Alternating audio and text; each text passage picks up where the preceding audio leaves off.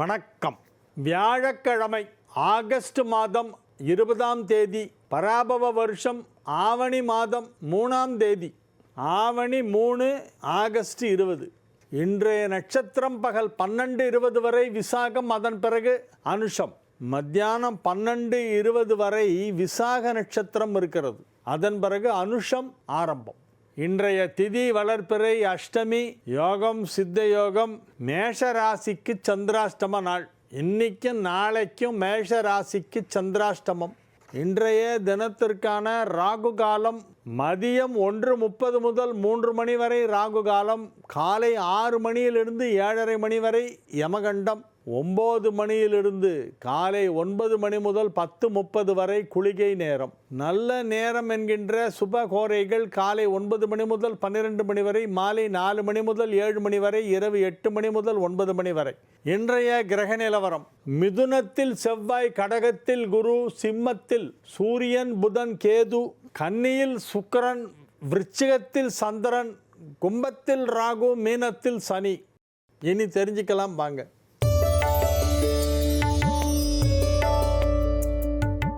ஒரு விரத நாளில் கோவிலுக்கு போகிறோம். அன்று உணவருந்துவதில்லை. ஏகாதசி, முழு பட்டினி கிடக்கிற வழக்கம்.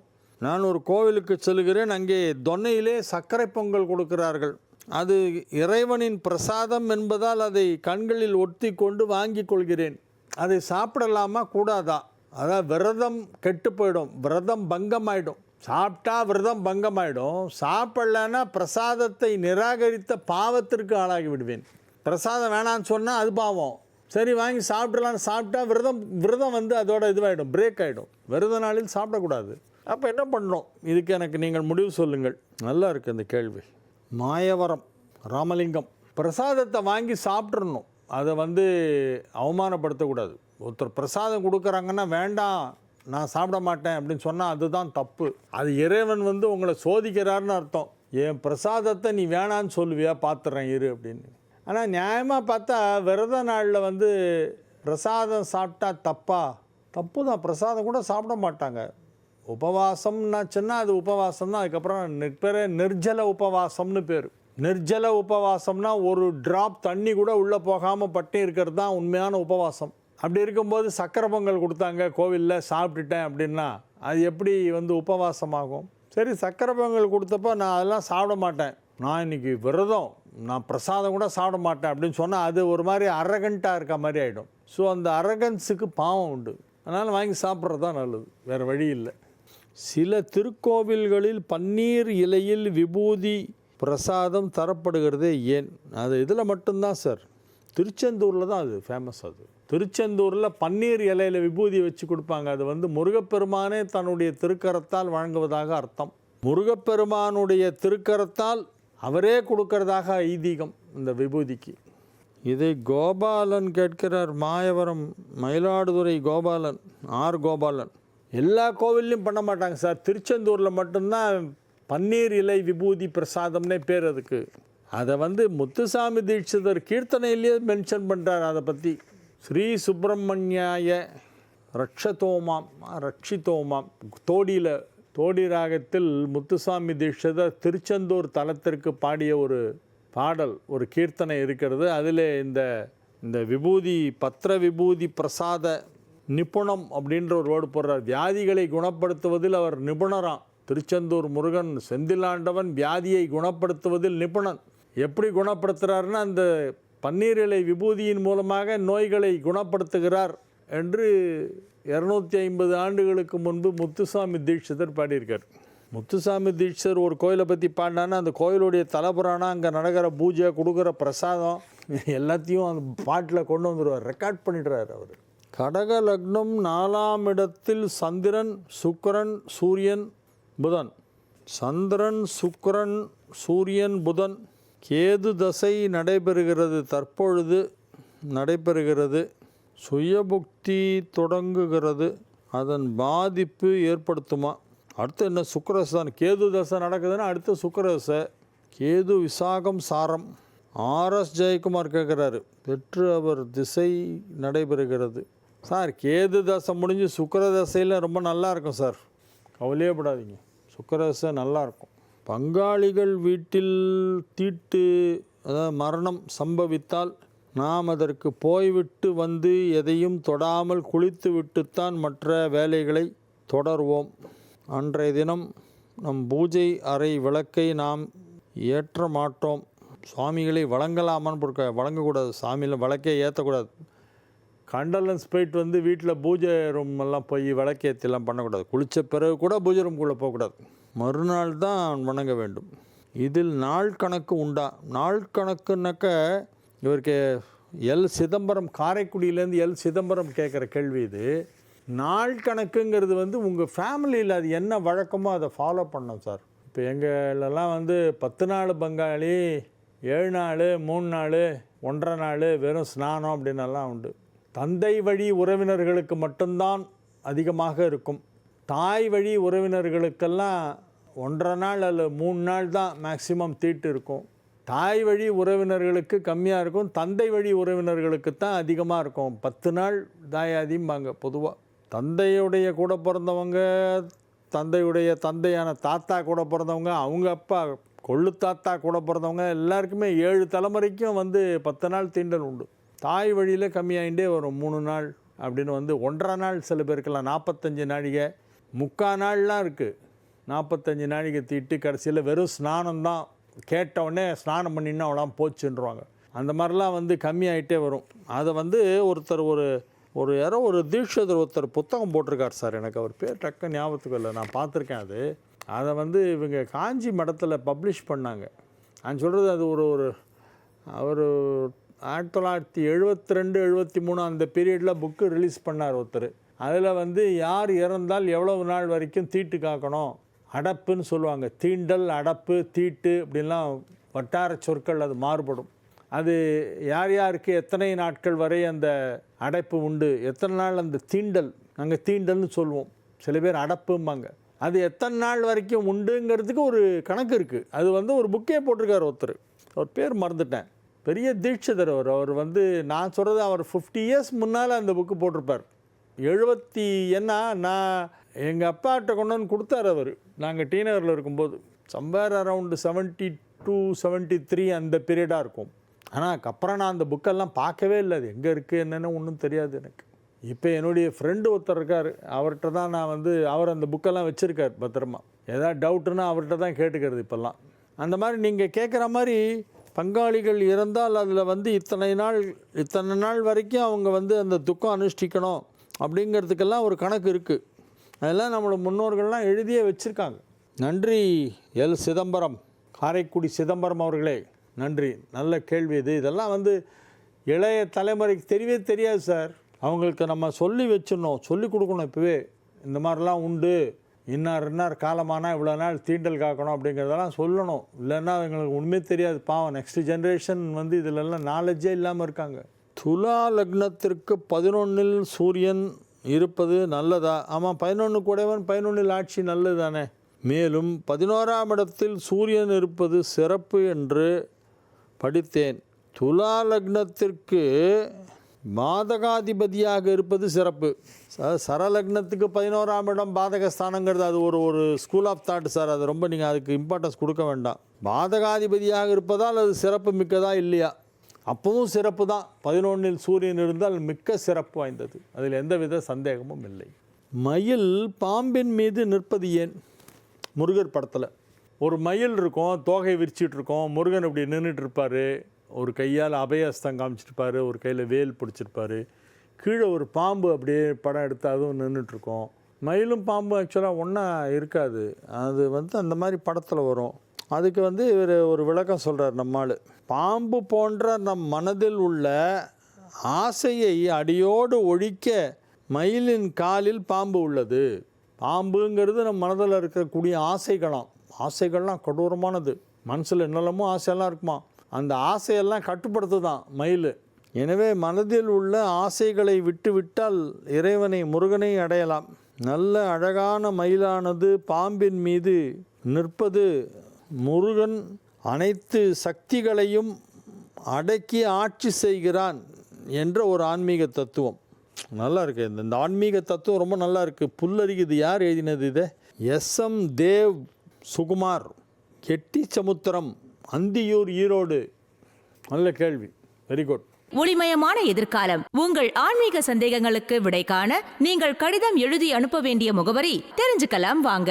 G Tamil, 33B Olympia Platina, SIDCO industrial estate, Guindy, Chennai 600032.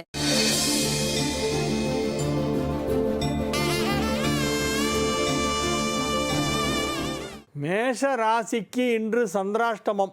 எனவே மேஷ ராசி அன்பர்கள் அமைதியாக இருக்க வேண்டும், அதிகமாக பேசக்கூடாது. தேவையில்லாத சர்ச்சைகளிலெல்லாம் போய் உங்களுடைய மூக்கை நுழைக்க வேண்டாம். யாரோடு சண்டை போட்டுக்கிட்டு இருக்காங்க, நீங்கள் நடுவில் என்னத்துக்கு போய் தோக்கில் வெடி வைக்கிறீங்க? உங்களுக்கும் அதற்கும் சம்பந்தமே இல்லாத ஒரு விஷயத்தில் போய் நீங்கள் பேசினால் அவர்கள் ஒன்றா சேர்ந்து உங்களை உதைப்பாங்க, உங்களை திட்டுவாங்க. நாங்கள் ஆசையாக சண்டை போடுவோம், எங்கள் இஷ்டம், நாங்கள் சண்டை போடுவோம், அடிச்சுப்போம், பிடிச்சிப்போம், ஒன்றா சேர்ந்துப்போம். நீ யார் இதில் உள்ள வரத்துக்கு? இந்த டாப்பிக்கில் உனக்கு என்ன தெரியும் அப்படின்னு திடீர்னு அப்படியே உங்கள் பேரில் திருப்பிடுவாங்க. எல்லா விஷயத்தையும் பிளேட்டை திருப்பி போட்டுருவாங்க. டேர்ன் த பிளேட் அப்படின்னு லிட்ரலாக திருப்பி போட்டுருவாங்க அந்த பிளேட்டை. எனவே இன்று சந்திராஷ்டமம் இருப்பதால் மேஷராசி அன்பர்கள் பேசக்கூடாது. ரிஷப ராசி அன்பர்களுக்கு இன்றைய நாள் நல்ல நாள். ரிஷப ராசிக்கு இன்றைய நாள் நன்மைகள் நடைபெறக்கூடிய நல்ல நாளாக விளங்குகிறது. 3 குடைவன் 7ஆம் இடத்திலே அமர்ந்து கொண்டு ராசியை பார்த்து கொண்டிருப்பதால் நன்மை. ராசி அதிபதி 5ஆம் இடத்திலே நீச்சமடைந்திருந்தாலும் அது உங்களுக்கு தீமை செய்யாது என்பது ஒரு புறம் இருக்க, 5ஆம் இடத்திலே உள்ள கிரகம் 11ஆம் இடத்தை பார்த்து கொண்டிருக்கிறது என்பதையும் மறந்துவிட வேண்டாம். 11ஆம் இடத்தை இப்பொழுது குருவும் பார்க்கிறது, சுக்கிரனும் பார்க்கிறது. குரு சுக்கிரன் ஆகிய 2 கிரகங்களும் லாபஸ்தானத்தை பார்த்து கொண்டிருப்பதால் லாபம் அதிகமாக கிடைக்கும். பொருளாதாரத்தில் நல்ல முன்னேற்றம் ஏற்படக்கூடிய நல்ல நாளாக இந்நாள் விளங்கும். மிதுன ராசிக்கு இது ஒரு மிக சிறப்பான நன்மைகள் நடைபெறக்கூடிய நல்ல நாளாக விளங்குகிறது. தனஸ்தானாதிபதி நீச்சம், ஆனால் தனகாரகன் உச்சம். தனஸ்தானாதிபதி நீச்சமானால் பணம் கம்மியாக வரும், தனகாரகன் உச்சமானால் பணம் அதிகமாக வரும். இப்போ இதில் எதை எடுத்துக்கிறது? நமக்கு ரொம்ப சாதகமாக இருக்குங்கிறதுனால குரு உச்சங்கிறத எடுத்துக்கிறதா, இல்லை குருவுக்கு வீடு கொடுத்தவனே நீச்சமடைந்து விட்டான், குருவிற்கு என்ன பெரிய பவர் வந்துடும்? வீடு கொடுத்தவன் நல்லா இருக்கணும்ல, அது நீச்சமாச்சே. 2 குடைவன் தனஸ்தானாதிபதியாகிய சந்திரன் இப்பொழுது 6ஆம் இடத்தில் நீச்சமடைந்திருக்கிறதே, அதனால் அது பொருளாதாரத்தை பாதிக்குமா என்பதுதான் இப்பொழுது கேள்வி. ஓரளவு பாதிக்கும். குரு உச்சமானால் என்ன நன்மை செய்யுமோ அதில் ஒரு 50% கம்மியாக பண்ணும், அவ்வளோதானே ஒழிய தீமை செய்யாது. பொருளாதாரத்தில் முன்னேற்றம் ஏற்படும் என்பது எனது கணிப்பு. கடகராசிக்கு இன்றைய நாள் நன்மைகள் அதிக அளவிலே நடைபெறுகின்ற நல்ல நாள். கடகராசி அன்பர்கள் இன்று மிகுந்த மகிழ்ச்சியுடன் இருப்பார்கள், உற்சாகத்துடன் இருப்பார்கள். எல்லா விதமான நன்மைகளும் நடைபெறக்கூடிய நல்ல நாளாக இந்த நாள் விளங்குகிறது. வெகு சிறப்பான, மகிழ்ச்சியான, ஆனந்தமான, ஆரோக்கியமான, அற்புதமான நல்ல நாளாக இந்த நாள் விளங்கும். இவ்வளோ நல்லா இருக்குமா? நிறைய அடைமொழிகள் போட்டுக்கொண்டே போகிறீங்களே, இவ்வளவு அட்ஜெக்டிவ் இதுக்கு தேவையா? நிச்சயமாக இது ஒரு மிக சிறப்பான நல்ல நாள் என்பதால் எவ்வளவு வேண்டுமானாலும் இதை சிறப்பித்து சொல்லலாம். எனவே இது ஒரு நல்ல நாள். சிம்ம ராசிக்கு இன்றைய நாள் மகிழ்ச்சியான நாள். 2 தனலாபாதிபதி புதன் ராசியிலே ராசிநாதனோடு இணைந்திருப்பதால் யோகம். 12 குடையவன் நீச்சமடைந்ததால் யோகம். விரய ஸ்தானாதிபதி நீச்சம், தனஸ்தானாதிபதி ராசியிலே இணைந்து விட்டது.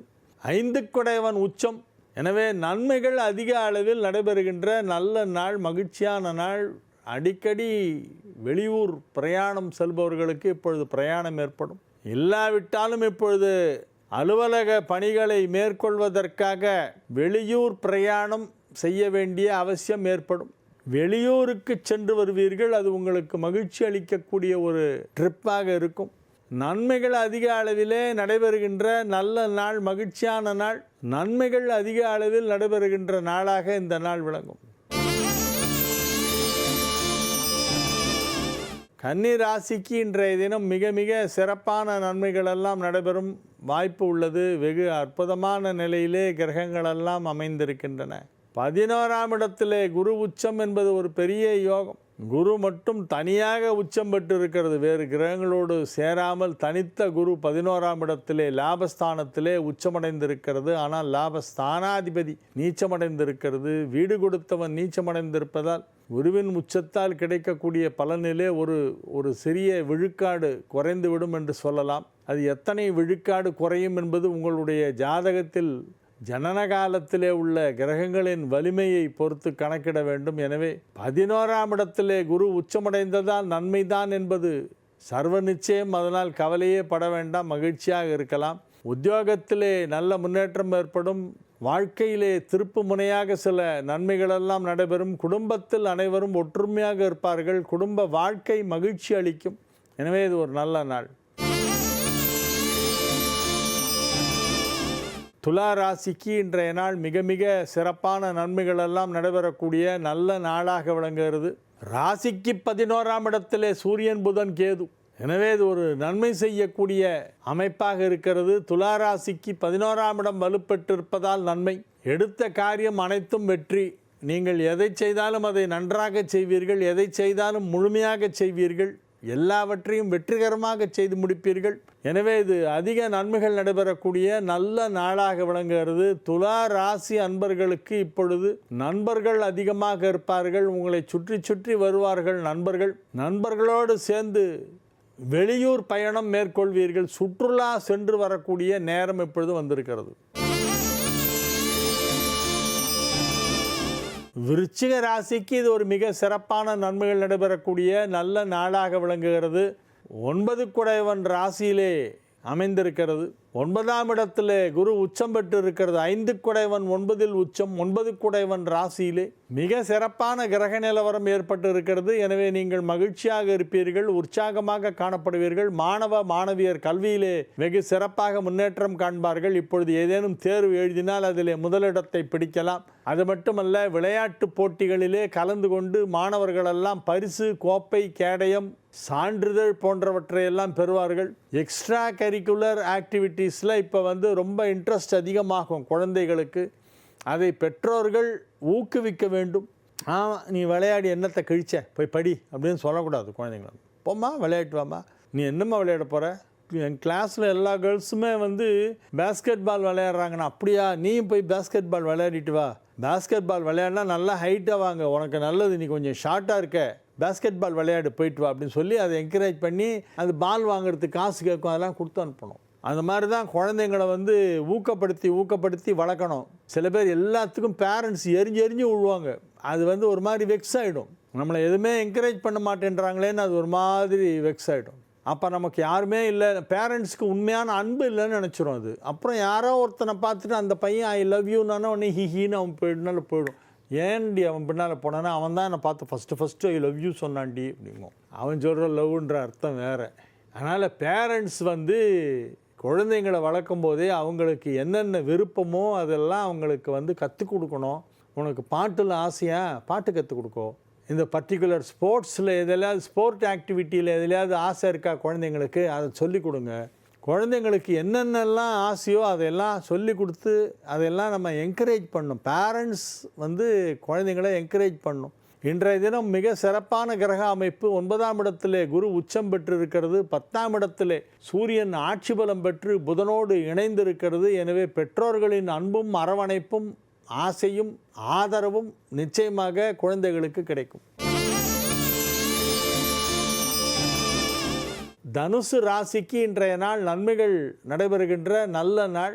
வெகு சிறப்பான விதத்திலே கிரகங்களெல்லாம் அமைந்திருக்கின்றன. எனவே நன்மைகள் அதிக அளவிலே நடைபெறும். குறிப்பாக வியாபாரம் செய்து கொண்டிருக்கும் தனுசு ராசியினருக்கெல்லாம் அந்த வியாபாரத்திலே பெரிய லாபம் கிடைக்கும். பெரிய அளவில் வளர்ச்சி வியாபாரத்தின் மூலமாக கிடைக்கும். வியாபாரம், சுய தொழில், அதாவது மந்த்லி சேல்ரி இல்லாமல் ஓன் இன்கம், ஓன் சோர்ஸஸில் பணம் வர்றது, either it is a business or self employment, இந்த மாதிரி ஏதாவது இருந்துன்னா அந்த மாதிரி இருக்கிறவங்களுக்கெல்லாம் இன்றைக்கி ஒரு பெரிய தொகை வருவதற்கு வாய்ப்பு இருக்கிறது.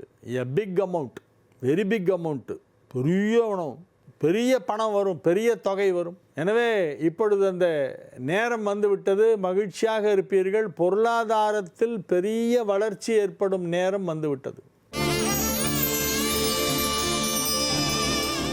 மகர ராசிக்கு இன்றைய நாள் நன்மைகள் அதிக அளவிலே நடைபெறுகின்ற நல்ல நாள். 7இல் உள்ள குரு ராசியை பார்த்து ராசிநாதர்களை ராசியை பார்த்து உங்களை எல்லாம் மகிழ்விக்கிறது. ராசியை குரு பார்த்து கொண்டிருப்பதால் ஏராளமான நன்மைகளெல்லாம் நடைபெற்று கொண்டிருக்கின்றன. குரு ராசியை பார்ப்பதால் தடைகளெல்லாம் விலகி கொண்டிருக்கின்றன. எந்த தடையும் இல்லை, எந்த தாமதமும் இல்லை. நீங்கள் நினைத்ததையெல்லாம் ஜெயித்து காட்டுவீர்கள். அற்புதமான நல்ல நேரம், நல்ல நாள் இன்றைய நாள். கிரகங்களெல்லாம் பெரும்பாலும் சாதகமாக அமைந்திருக்கின்றன. எனவே விடாமுயற்சி இருந்தால் வெற்றி நிச்சயம் என்பது இன்றைய தினத்திற்கான கிரகத்திற்கு பலன். நன்மைகள் அதிக அளவிலே நடைபெறுகின்ற நல்ல நாள். கும்பராசி அன்பர்கள் இன்று மிகுந்த உற்சாகத்துடன் காணப்படுவார்கள். மிகுந்த மகிழ்ச்சியுடன் செயல்படுவார்கள். விறுவிறுப்பாக சுறுசுறுப்பாக வேலைகளை செய்து முடிக்கக்கூடிய நாள். கும்பத்துக்கெல்லாம் எப்போ முடிஞ்சிருச்சு, சந்திராஷ்டமெல்லாம் கிடையாது. இப்போது இன்றைக்கி மேஷ ராசிக்கு சந்திராஷ்டமம். கும்பம் முடிஞ்சு மீனம் முடிஞ்சு மேஷம் வந்தாச்சு. அதனால் கும்பராசிக்காரர்கள் இன்று மகிழ்ச்சியாக இருப்பார்கள். அதற்காக சொல்ல வருகிறேன். மகிழ்ச்சி அலை வீசும். மனதிலே ஒரு நிம்மதி பிறக்கும். புதிதாக உங்களுக்கு சில பொறுப்புகளை உங்கள் அலுவலகத்திலே வழங்குவார்கள். நீங்கள் வெகு சிறப்பாக செயல்படுவீர்கள். அதிக நன்மைகள் நடைபெறக்கூடிய நல்ல நாளாக இந்த நாள் வழங்கும். மீன ராசி அன்பர்களுக்கு இன்றைய தினம் நன்மைகள் அதிக அளவில் நடைபெறும். மீன ராசிக்கு அதிக நன்மைகள் நடைபெறக்கூடிய நல்ல நாள். 5 குடையவன் 9ஆம் இடத்திலே இருப்பதால் யோகம். 9 குடையவன் 4ஆம் இடத்திலே இருப்பதால் யோகம். வெகு சிறப்பான நிலையிலே கிரகங்கள் அமைந்திருக்கின்றன. எனவே மீனராசி அன்பர்கள் இப்பொழுது வியாபாரத்திலே கொடிகட்டி பறக்கப் போகிறார்கள். வியாபாரிகளுக்கு அதிக வருமானம் கிடைக்கும். அலுவலகத்திலே பதவி உயர்வு கிடைப்பதற்கு வாய்ப்பு இருக்கிறது. எதிர்பாராத விதமாக திடீர் பதவி உயர்வு மீனராசி அன்பர்களுக்கெல்லாம் இப்பொழுது கிடைக்கும். மகிழ்ச்சியான நல்ல செய்திகளெல்லாம் வந்து சேரும். சொந்த வீடு கட்டுவது, நிலம் வாங்குவது போன்றவற்றிற்கு அதிக வாய்ப்பு இப்பொழுது காணப்படுகிறது. 9 பூமிகாரகனாகிய செவ்வாய் 4ஆம் இடமான கேந்திரத்திலே அமர்ந்து கொண்டு உங்களை பூமிக்கு அதிபதியாக ஆக்கி கொண்டிருக்கிறது. குடும்பத்தில் சுப நிகழ்ச்சிகள் நடைபெறும். திருமணமாகாத மீனராசினருக்கு திருமணம் நிச்சயமாகும். குடும்பத்தில் அனைவரும் ஒற்றுமையாக இருப்பார்கள். சந்தோஷமான குடும்ப வாழ்க்கை உங்களுக்கு மனதிலே ஒரு பெரிய உற்சாகத்தை ஏற்படுத்தும். நன்மைகள் அதிக அளவில் நடைபெறுகின்ற நல்ல நாளாக இந்த நாள் விளங்குகிறது. வாழிய செந்தமிழ், வாழ்க நற்றமிழர், வாழிய பாரத மணித்திருநாடு. வந்தே மாதரம், வந்தே மாதரம், வந்தே மாதரம். மீண்டும் நாளை நிகழ்ச்சியிலே உங்களை சந்திக்கும் வரை உங்களிடமிருந்து விடைபெற்றுக் கொள்வது உங்கள் வழிகாட்டி ஜோதிடர் கலைமாமணி ஹரிகேசநல்லூர் வெங்கட்ராமன். வணக்கம்.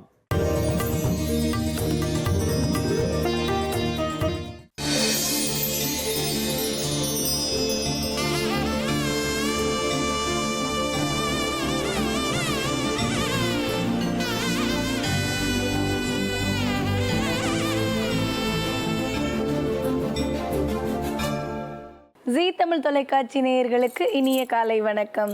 ஓம்காரம் நிகழ்ச்சிக்கு உங்களை அன்புடன் வரவேற்கிறோம்.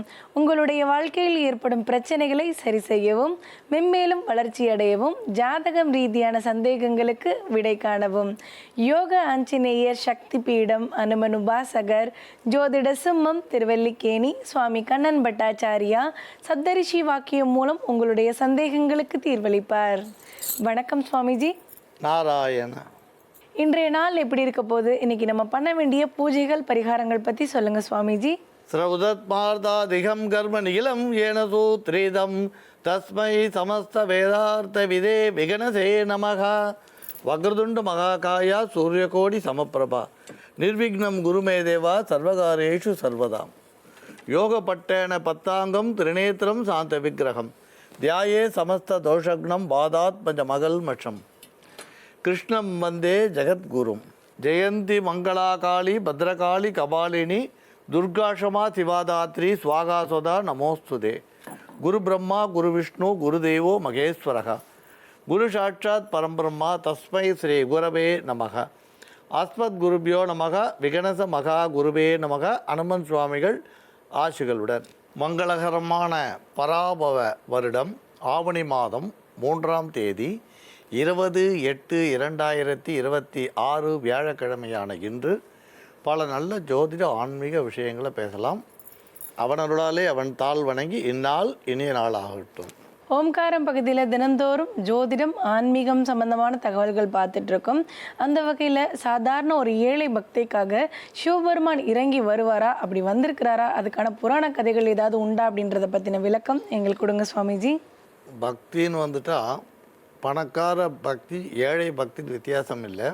அதே மாதிரி பக்தின்னு வரும்போது ஆண் பெண் பேதமும் நம்ம பார்க்க வேண்டிய அவசியம் இல்லை. இருந்தாலும் நமக்கு ஆண்கள் தான் நிறைய தபஸ் பண்ணக்கூடிய வலிமை உள்ளவர்கள் மாதிரியும் நிறைய பூஜைகள் ஜபங்கள் பண்ணக்கூடிய சக்தி உள்ளவா மாதிரி ஒரு தோற்றம் வந்துடுது. ஆண்களுக்கு தான் அந்த சக்தி இருக்குன்ற மாதிரி. அதனால் பெண் பக்தி ஆண் பக்தியும் பிரிக்கிறார். பக்தியில் ஆண் பெண் பேதம் பார்க்க வேண்டிய அவசியம் இல்லை. சுவாமி இது திருவிளையாடல் அருள் விளையாடல்னு ரெண்டாக சொல்லலாம். திருவிளையாடல் அருள் விளையாடல்னு. இதில் திருவிளையாடல் 64 சொல்வா. இதில் வர ஞாயிற்றுக்கிழமை நடந்ததாக சொல்லக்கூடிய ஒரு திருவிளையாடல் ரொம்ப அற்புதமான ஒரு விஷயம். உங்களுக்கு மதுரையில் ஒரு ஏழை கிழவி, அந்த அம்மா பிட்டு பண்ணி வியாபாரம் பண்ணிட்டுருக்கா. அந்த பிட்டை விற்கிறதுக்கு முன்னே முதல்ல அவிச்ச உடனே சிவபெருமானுக்குன்னு எடுத்து வச்சுட்டோ அதுக்கப்புறம் தான் விற்பாலாம், மற்றவாளுக்கு கொடுப்பாலாம். சுவாமிக்கு எடுத்து வச்சுட்டு பிட்டை நைவேத்தியம் பண்ணதாக இருந்த இடத்துலேருந்து ஆத்மார்த்தமாக பிரார்த்தனை பண்ணிட்டு வியாபாரம் பண்ணுவாலாம். சேஷாதிரி சுவாமிகள் கூட சில நேரத்தில் திருவண்ணாமலையில் திண்ணையில் சாப்பிட்டுட்டே இருப்பாராம். திடீர்னு சாப்பாடு அவருக்கு போட்டால் அதை எடுத்து தூரம் போட்டுட்டோ அது பூதம் சாப்பிட்றது பாரு அப்படின்னு வரோம் அப்படின்னு சொல்லுவாள். கண்ணுக்கு தெரியாத பூதங்கள் சாப்பிட்றதுன்னு சொல்லுவான்வா. சில பேரோட அபிப்பிராயம் நம்ம சுவாமிக்கிட்ட போய் நைவேத்தியம் பண்ணால் தான் சுவாமி சாப்பிட்றதா நினச்சிட்டு இருக்கோம். ஆனால் அந்த ஏழை அந்த கிழவி வந்தின்னு பேர் அவளுக்கு. அந்த ஏழை கிழவி பிட்டு விற்கிற அந்த அம்மா சுவாமிக்கு இருந்த இடத்துலேருந்தே பிட்டை எடுத்து வச்சுட்டோ அதுக்கப்புறம் வியாபாரம் பண்ணுவாளாம். சரி, இந்த பக்தியோட அந்த பக்தியை வெளியில் உலகத்துக்கு கொண்டு வரணும் இல்லையா, அதை வெளிப்படுத்த தீர்மானம் பண்ணிடுறார் சுவாமி. அப்போ சொக்கநாதர் என்ன பண்ணுறார், வைகையில் பெரும் வெள்ளம் வர வைக்கிறார். அந்த ஜலத்தோட வேகத்தால் கிராமங்களோ மதுரையோ அழிஞ்சு போயிட போகிறதுன்னு பயந்து அரிமர்த்தன பாண்டியன் அந்த மதுரை ஆண்ட அந்த ராஜா ஒவ்வொரு வீட்டிலேருந்தும் ஒரு நபர் வரணும். அந்த எந்தெந்த இடத்துல வெள்ளம் கரையை உடைக்குமோ அங்கே அந்த கரைகளெல்லாம் பலப்படுத்தணுன்றான். எல்லா இடத்துக்கும் போய் அந்த கரையை பலப்படுத்துறதுக்கு வீட்டுக்கு ஒருத்தர் வந்துடுறான். இந்த வந்திக்கு மட்டும் யாருமே கிடையாது. அப்போ இவ பேர் சொல்லி ஒருத்தரை அனுப்ப முடியாது. ஆனால் அந்த வைகை கரையை அணையை பலப்படுத்துறதுக்கு மண் சுமக்கிறதுக்கு போயிட்டா பிட்டு வியாபாரம் போயிடும். அப்போ என்ன பண்ணுறதுன்னு தெரியலே தவிக்கச்சே சிவபெருமானே ஒரு வாலிபராக வர்றார். எனக்கு பசியாக இருக்குது, கொஞ்சம் பிட்டு கொடுன்றார். அப்போ அந்த அம்மா சொல்கிறேன், இப்போ நானே வியாபாரத்தை யாரை கட்டிட்டோ மண் சுமக்க போனோம், நீ என்கிட்ட கேட்குறியன்ற. சரி, எனக்கு சாப்பிட பிட்டு கொடு.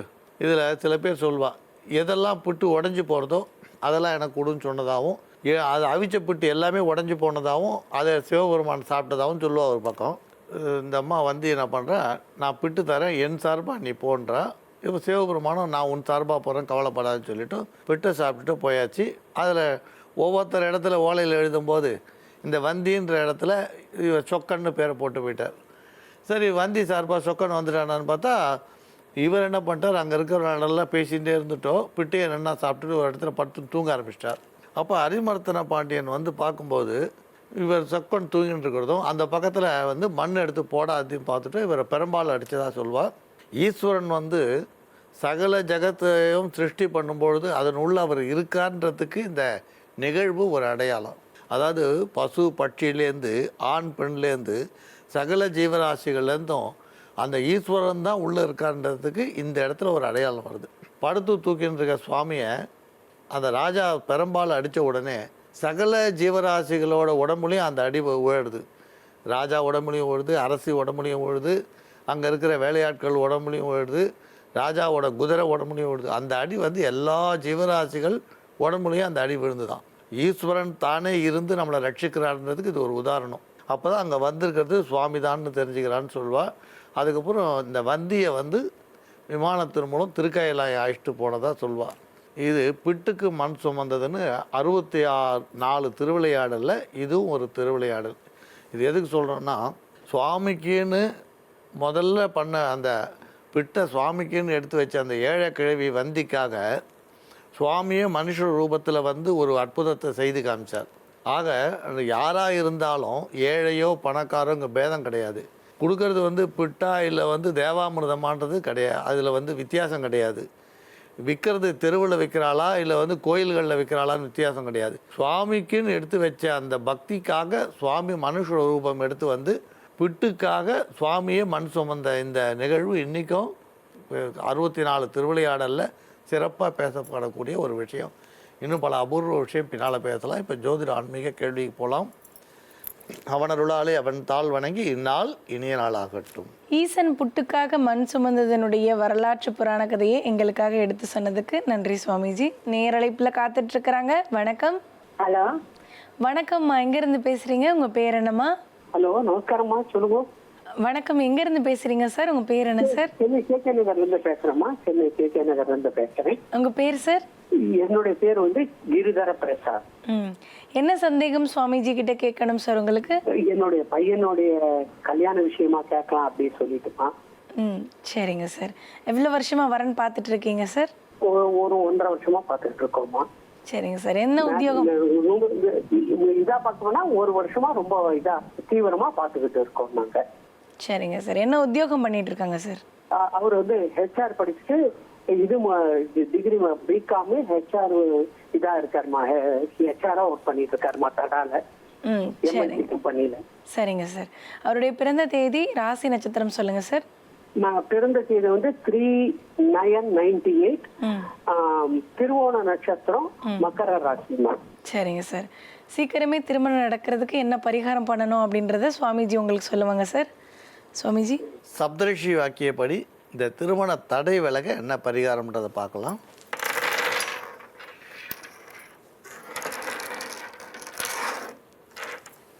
சில எளிய பரிகாரம் சொல்கிறோம். கட்டாயம் விவாக தடை வந்து விலகும். ஒரு திருவோண நட்சத்திரம் அன்னைக்கு உங்களுக்கு செங்கல்பட்டுலேருந்து ஒரு 30-20 கிலோமீட்டர் வரும்னு நினைக்கிறேன்.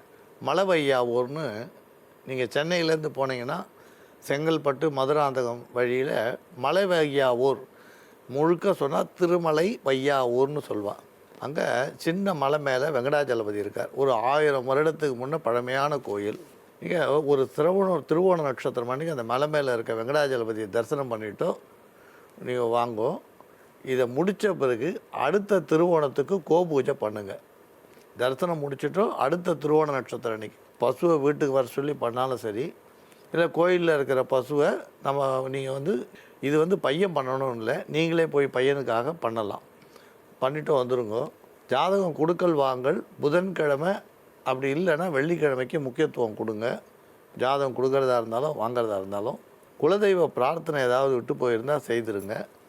படித்த பெண்ணாகவே அமைவா. நீங்கள் சென்னையிலேயே பாருங்கள். கட்டாயம் இந்த முறை விவாகம் முடியும். நம்புங்கள், நல்லதே நடக்கும். விவாக தடை விலக நல்லதொரு பரிகாரம் சொன்னதுக்கு நன்றி சுவாமிஜி. மங்களானி பவந்து. யோக ஆஞ்சநேயர் சக்தி பீடம் அனுமன் உபாசகர் ஜோதிட சிம்மம் திருவல்லிக்கேணி சுவாமி கண்ணன் பட்டாச்சாரியா சப்தரிஷி வாக்கியம் மூலம் உங்களுடைய சந்தேகத்திற்கு தீர்வளிப்பார்.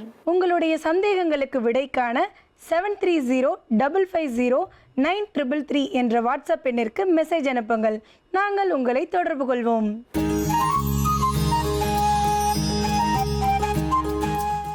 உலகெங்கும் பார்த்து ரசித்து கொண்டிருக்கும் ஜீ தமிழ் தொலைக்காட்சி நேயர்களுக்கு அன்பார்ந்த காலை வணக்கம். நேயர்களே, நம்ம நிறைய உணவுலாம் சாப்பிட்றோம். அதில் இருக்கக்கூடிய ஒரு சில நச்சுகள்லாம் உடலில் சேரும். அதே மாதிரி கண்ணுக்கு தெரியாத வைரஸ், பாக்டீரியா, பூஞ்சை இதெல்லாம் உள்ளே போகும். அதே மாதிரி சாலையோரங்களில் விற்கக்கூடிய உணவுகள்லாம் வந்து கொஞ்சம் திறந்துருதுன்னா அதில் கொஞ்சம் புழு பூச்சிகள்லாம் இருந்தால் கூட அதெல்லாம் உள்ளே போச்சுன்னா பாதிப்பு தான். சின்ன குழந்தைங்க நிறைய ஸ்வீட்டு, சாக்லேட் இதெல்லாம் நிறைய சாப்பிடுவாங்க. இதெல்லாம் புழுக்கள் வருவதற்கு வாய்ப்புண்டு. இந்த குடலில் புழுக்கள் எந்த அளவுக்கு சேருதோ அதற்கு தகுந்த மாதிரி உடல் இளைக்கும். குழந்தைங்க சரியாக சாப்பிட மாட்டாங்க. ரத்த சோகைலாம் வருவதற்கு வாய்ப்புண்டு. அதனால் இன்றைய காலகட்டத்தில் யாரும் இந்த பேதி மருந்தெல்லாம் கொடுக்கறது கிடையாது. முன்னாடியெல்லாம் வந்து பேதி மருந்து சாப்பிடுவாங்க. வயிற்றுப்போக்கு நல்லா ஏற்படும். மாதத்தில் ஒரு நாள் அப்படியெல்லாம் 6 மாதத்துக்கு ஒரு முறையாவது சாப்பிடுவாங்க. வயிற்றுப்போக்கு ஏற்படும். ஆனால் இன்றைக்கி 2 தடவை 3 தடவை வயிற்றுப்போக்கு வந்தாலும் சோர்ந்து போயிடுறாங்க. குளுக்கோஸ் ஏற்றக்கூடிய ஒரு சூழ்நிலைக்கு ஆளாயிடுறாங்க. அதனால் சுண்டைக்காய் சாப்பிடலாம். சுண்டைக்காய் வந்து வாரத்தில் ஒரு நாளோ மாதத்தில் 2 நாளோ அது மாதிரி சுண்டைக்காயை சமைச்சு சாப்பிட்டோம்னா குடல் புழுக்களை வெளியேற்றுவதற்கு பயன்படுது. ரத்தத்தை சுத்தம் செய்வதற்கு பயன்படக்கூடியது. நம்ம உடலில் மறைந்து தாக்கக்கூடிய வைரஸ், பாக்டீரியா, பூஞ்சையெல்லாம் வெளியேற்றி ரத்தத்தை சுத்தம் செய்வதற்கும் உடலை ஆரோக்கியமாக வைத்துக் கொள்வதற்கும் சுண்டைக்காயில் இருக்கக்கூடிய சத்துக்கள் நிறைய பயன்படுது. முக்கியமாக நிறைய மருந்து மாத்திரை சாப்பிட்றவங்க சாப்பிடலாம். அதே மாதிரி இன்றைய காலகட்டத்தில் நம்ம வந்து நிறைய அலுமினிய பாத்திரங்களை பயன்படுத்துகிறோம். அந்த அலுமினிய பாத்திரங்களை எந்த அளவுக்கு பயன்படுத்துகிறோமோ அதில் ஒரு குறிப்பிட்ட மைக்ரோகிராம் நம்ம உடலில் சேரும். அந்த அலுமினியம் வந்து நம்ம உடலில் சேரும். நம்ம வந்து சூடு பண்ணி சமைச்சு சாப்பிடும்பொழுது அதில் இருக்கக்கூடிய அந்த அலுமினியம் வந்து உருகி கொஞ்சமாவது ஒரு மைக்ரோகிராம் அளவுக்கு சேரும். இந்த அலுமினியம் வந்து ஒரு குறிப்பிட்ட அளவு தான் இருக்கணும். அளவுக்கு அதிகமாகும் போது பாதிப்பு. அலுமினியம், பாதரசம் இதெல்லாம் ஒரு குறிப்பிட்ட அளவு தான் இருக்கணும். அளவுக்கு அதிகமாகும் பொழுது நிறைய தொந்தரவுகள்லாம் வரும். இந்த சுண்டைக்காயை சாப்பிட்டோம்னா நம்ம உடலில் ரத்தத்தில் இருக்கக்கூடிய நச்சுகள், கழிவுகள், ரசாயனங்கள், நிறைய கெமிக்கல்ஸ் சேராமல் தடுத்து நிறுத்தக்கூடியது. இந்த அலுமினியத்தின் அளவை கட்டுப்படுத்தக்கூடியது. உடலை ஆரோக்கியமாக வைத்துக் கொள்வதற்கும் பயன்படக்கூடியது. இன்றைக்கு சுண்டைக்காயை பயன்படுத்தி ஒரு சூப் ஒன்று தயார் செய்ய போகிறோம். அந்த சூப் தயார் செய்யும் விதத்தை இப்பொழுது பார்க்கலாம். நேயர்களே, வயிற்றுப்பூச்சிகளை வெளியேற்றக்கூடிய சுண்டைக்காய் சூப் எப்படி செய்கிறதுன்னு இப்போ பார்க்கலாம். இதற்கு தேவையான பொருட்கள்: சுண்டைக்காய், சிறிய வெங்காயம், தக்காளி, பூண்டு, மிளகு, சீரகம், இந்துப்பு, எலுமிச்சம்பழ சாறு, நல்லெண்ணெய். இப்போ அந்த பொருட்களை பயன்படுத்தி எப்படி ஒரு சூப் தயார் பண்ணுறதுன்னு பார்க்கலாம். சுண்டைக்காய் நம்ம எல்லாருக்குமே தெரியும். இந்த சுண்டைக்காயை மேலே இந்த சுண்டைக்காயை மட்டும் எடுத்துட்டு, காம்பெல்லாம் இல்லாமல் சுண்டைக்காயை மட்டும் எடுத்துட்டு கொஞ்சமாக 1-2 நசுக்கி எடுத்துக்கலாம். நசுக்கிட்டு நல்லா தண்ணியில் போட்டு ஒரு முறைக்கு 2 முறை அலசி எடுத்துருங்க. இலசாக இருக்கக்கூடிய சுண்டைக்காயாக இருந்தால் கசப்பு இருக்காது, அந்த விதையோடு கூட சாப்பிடலாம். ஒரு சில சுண்டைக்காய் வந்து கொஞ்சம் கசப்பு இருக்கும். குழந்தைங்க வந்து ரொம்ப கசப்பாக இருந்தால், விதை அதிகமாக இருந்தால் சாப்பிட மாட்டாங்க. அதனால் தண்ணியில் போட்டு ஒரு முறைக்கு 2 முறையாக அலசிட்டிங்கன்னா அந்த விதையெல்லாம் ஓரளவுக்கு போயிடும். கொஞ்சம் விதை இருந்ததுன்னா போதும். சுண்டைக்காயை க்ளீன் பண்ணி நசுக்கி தண்ணியில் போட்டு வச்சுக்கோங்க. எப்போ சமைக்கிறீங்களோ அந்த டைமில் மட்டும் தண்ணியிலேருந்து எடுத்துக்கோங்க. ஏன்னா இது கொஞ்சம் நேரம் நம்ம வெளியே வச்சுருந்தோம்னா சுண்டைக்காய் கருத்துரும். இப்போ சுண்டைக்காயை தண்ணியில் போட்டு வச்சுருக்கோம். இந்த சூப் எப்படி செய்கிறதுன்னு பார்க்கலாம். முதல்ல ஒரு பவுல் எடுத்துக்கலாம். ஒரு 4-5 சிறிய வெங்காயம் போட்டுக்கலாம். இது கூட 4-5 தோல் உரித்த பூண்டு பற்கள் சேர்த்துக்கலாம். இது கூட பாதி தக்காளியை பொடியாக கட் பண்ணி சேர்த்துக்கலாம். அடுத்ததாக 1/2 ஸ்பூன் மிளகு சேர்த்துக்கலாம். இது கூட 1/2 ஸ்பூன் சீரகம் சேர்த்துக்கலாம். அடுத்ததான் நம்ம நசுக்கி வச்சுருக்கிற இந்த சுண்டைக்காய் தண்ணியில் போட்டிருக்கோம். இந்த சுண்டைக்காயை சேர்த்துக்கலாம். சுண்டைக்காய் சூப்புக்கு வந்து அதிகமாக தேவைப்படாது. நல்லா ஒரு பிடி அளவு இருந்ததுனாலே போதும். இப்போ இது எல்லாத்தையும் ஒன்றா சேர்த்து ஒரு விழுது பதத்தில் அரைச்சி எடுத்துக்கலாம். சிறிய வெங்காயம், பூண்டு, தக்காளி, மிளகு, சீரகம், சுண்டைக்காய் எல்லாத்தையும் ஒன்றா சேர்த்து விழுது பதத்தில் அரைச்சி எடுத்துக்கலாம். இப்போ அந்த சூப் எப்படி செய்கிறதுன்னு பார்க்கலாம். இது கொஞ்சம் அரைக்கும் போதே நல்லா நைஸாக அரைச்சி எடுத்துக்கோங்க. ஏன்னா சுண்டைக்காயோட தோல் வந்து கொஞ்சம் ரஃப்பாக இருந்ததுன்னா சூப் மாதிரி சாப்பிடும்போது கொஞ்சம் வாயில் மாட்டுச்சுன்னா குழந்தைங்க சாப்பிட மாட்டாங்க. நல்லா நைஸாக அரைச்சிட்டிங்கன்னா நல்லாயிருக்கும். இப்போ ஒரு வானலை சூடு பண்ணிக்கலாம். வானல் சூடானதும் 2 ஸ்பூன் அளவு நல்லெண்ணெய் விட்டுக்கலாம். எண்ணெய் சூடானதும் நம்ம அரைச்சி வச்சுருக்கிற அந்த விழுதை சேர்த்துக்கலாம். இப்போ இதை நல்லா எண்ணெயில் வதக்கிடலாம். வெங்காயம் பூண்டுடைய அந்த பச்சை வாசனை நல்லா மாறுற வரைக்கும் ஒரு 5 நிமிஷம் அடுப்பை நல்லா ஸ்லோவில் வச்சுட்டு நல்லா வதக்கிடுங்க. அப்போ தான் வந்து இந்த சூப் நல்லா சாப்பிட்றதுக்கு டேஸ்ட்டாக இருக்கும். இப்போ இது நல்லா வதங்கிடுச்சு. அந்த பச்சை வாசனை நல்லா மாறிடுச்சு. இப்போ தேவையான அளவு தண்ணீர் ஊற்றிக்கலாம். சுவைக்கு தேவையான அளவு இந்துப்பு சேர்த்துக்கலாம். இப்போ இதை நல்லா கலந்து விட்டுடலாம். இதை நல்லா கொதிக்கணும். ஒரு 5 நிமிஷம் அடுப்பை நல்லா ஸ்லோவில் வச்சுட்டு நல்லா கொதிக்க வச்சுக்கோங்க. இப்போ இது நல்லா கொதி வரணும். பொதுவாகவே வந்து நம்ம உணவு சமைக்கும் போது அதுலேயும் வந்து தமிழர்களுடைய பண்பாடு பார்த்திங்கன்னா நம்ம பொதுவாக உணவு சமைக்கும் போது மண்பானையில் சமைப்போம். அப்படி இல்லைன்னாலும் இரும்பு பாத்திரத்தில், இரும்பு வானல், இரும்பு பாத்திரத்தில் நிறைய சமைப்போம். அதே மாதிரி வெண்கல பாத்திரமும் நம்மளோட முன்னோர்கள்லாம் நிறைய பயன்படுத்தினாங்க. இப்போ அதெல்லாம் வந்து நம்மளால் ஹேண்டில் பண்ண முடியல, பொறுமை இல்லை, வைக்கிறதுக்கு இடம் இல்லை, எல்லாம் தனித்தனியாக வைக்க முடியலன்றதுனால நம்ம அவசரமாக செய்கிறதுக்கு ஏற்ற மாதிரி நான்ஸ்டிக்கு, அலுமினியம் இதெல்லாம் பயன்படுத்த ஆரம்பிச்சிட்டோம். சீக்கிரம் ஆகணுன்றதுனால அதெல்லாம் பயன்படுத்துகிறோம். இதனால தான் வந்து நம்ம உடலில் வந்து தெரிஞ்சோ தெரியாமலோ உணவுலையே வந்து கெமிக்கல் சேர்ந்து உள்ளுக்குள்ளே போகுது, ரத்தம் வந்து கெட்டு போகுது. இதனாலேயே பல நோய்கள் வருது. முடிஞ்ச அளவுக்கு எப்போல்லாம் டைம் கிடைக்குதோ வீட்டில் இருக்கக்கூடிய நாட்களில் வாரத்தில் 1 நாள் 2 நாளாவது நம்மளால் எப்போ முடியுதோ அந்த நேரத்தில் மண் பாத்திரங்கள், இரும்பு பாத்திரம் இதெல்லாம் வந்து பயன்படுத்தி உணவு சமைக்கிறதுக்கு பழக்கப்படுத்திக்கோங்க. சின்ன குழந்தைங்களுக்கு முக்கியமாக இரும்பு பாத்திரத்தில், பெண் குழந்தைங்களுக்கு இரும்பு வானலில் வந்து சமைச்சு கொடுத்தீங்கன்னா இரும்பு சத்து குறையாமல் இருக்கும், இரத்த சோகை வராமல் இருக்கும். இப்போ இது நல்லா கொதி வந்துருச்சு, நல்லா கொதிச்சிருச்சு. இந்த சமயத்தில் எலுமிச்சம்பழ சாறு 2 ஸ்பூன் அளவுக்கு விட்டுக்கலாம். எலுமிச்சம்பழ சாறு விட்டு அடுப்பை ஆஃப் பண்ணிடலாம். இது நல்லா கலந்து விட்டுக்கலாம். தேவைப்பட்டதுன்னா குழந்தைங்களுக்கு பரிமாறும் போது கொஞ்சம் இது மேலேயே வெண்ணெயை விட்டு பரிமாறினீங்கன்னா நல்ல சுவையாக இருக்கும். இப்போ இந்த சூப் தயாராகிடுச்சு. இதை வேற ஒரு பவுலில் மாற்றி எடுத்து வச்சுக்கலாம். இதில் முக்கியமாக சுண்டைக்காயை சேர்த்துருக்கோம். சுண்டைக்காய் நிறைய இடங்களில் விற்பாங்க. இந்த செடியை வந்து நம்ம வீட்டில் கூட வளர்க்கலாம், மாடியில் கூட வளர்க்கலாம். இதனுடைய இலையிலையும் சரி காயிலையும் சரி நிறைய சத்துக்கள்லாம் இருக்குது. அதே மாதிரி ஒரு சில மளிகை கடையில் வந்து இதனுடைய வத்தல் விற்பாங்க. அதில் கொஞ்சம் உப்பு நிறையா இருக்கும். நல்லா கழுவிட்டு சமைச்சு சாப்பிடுங்க. எந்த அளவுக்கு உப்பு கொஞ்சம் குறைவாக சாப்பிட்றோமோ அந்த அளவுக்கு நல்லது. உப்பு அதிகமானாலும் காரம் அதிகமானாலும் புளிப்பு அதிகமானாலும் நமக்கு தான் நோய் தாக்கம் வரும். சுண்டைக்காய் வத்தலில் உப்பு நிறையா இருக்கும். நல்லா கழுவிட்டு நல்லா அந்த எந்த நீங்கள் காரக்குழம்பு வச்சாலும் மற்ற உணவு தயார் பண்ணாலும் அதில் உப்பு போடாமல் டேஸ்ட் அப்புறமா கடைசியாக பாருங்கள். தேவைப்பட்டால் உப்பு சேர்த்துங்க.